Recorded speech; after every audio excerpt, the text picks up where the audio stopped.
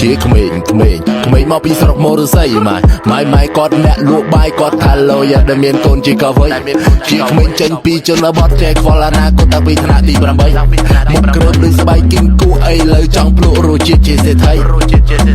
ពេលតែកំណើតរោគឆោមនឹងក៏ឆើតអើកើតមកកំណើតកើតលើដីថ្មីអស់ដើរពី1ម៉ែត្រទៅ100គីឡូម៉ែត្រឆ្លងបាន2ខេត្តចូលមកភ្នំពេញថ្មីផ្លុំទៅមកផែតដូចគេឲ្យហេតុភ្លឺដូចខែចែកតាំងពីនៅក្មេងខ្ចីតាំងពីដូចប្រែតខោដូចរោកែតដូរស្ទាយដូរវ៉ាតែមិនដូរអូនស្រីថាបងគឺមិនដូរអូនទេទុកចិត្តបងចុះបងមិនដែរងាករេ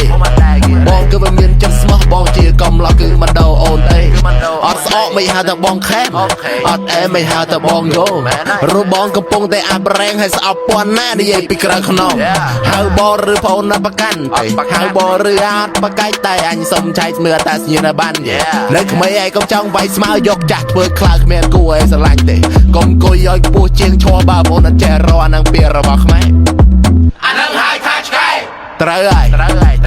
ជីវិតគឺមិនទៀងទេពេលខ្លះបងធ្វើជាកំប្លែងបើអត់ចេញជាកំប្លែងបើជាត្រូវស៊ីកំភ្លៀសមែនហើយ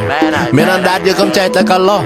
មានមាត់យើងកុំចេះតែចំហដៀលគេថាអ្នកក្រក៏ឲ្យបែរជាឈាមជាក្មេងមកពីស្រុកមរស័យម៉ែគាត់អ្នកលក់បាយគាត់ថាឡូយ៉ាដែលមានកូនជាកវ័យជាក្មេងចេញពីជនបទចែកខ្វល់អនាគតតាំងពីថ្នាក់ទី8មុខគ្រើបដូចស្បែកគីងគូអីលើចង់ភ្លក់រសជាតិជាសេដ្ឋី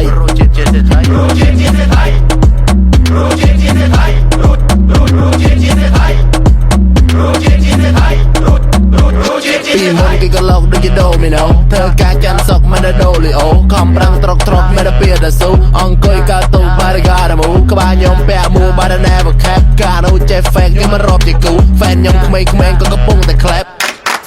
យកខ្ញុំជាគំរូសម្រួលសម្របឲ្យវាស្របហើយសម្របឲ្យវាស្រួលកម្មមៈគឺជាអំពើអាណាជាអ្នកធ្វើគឺអានឹងអ្នកទទួលក្មេងធ្លាប់តែដើរគេសាឡា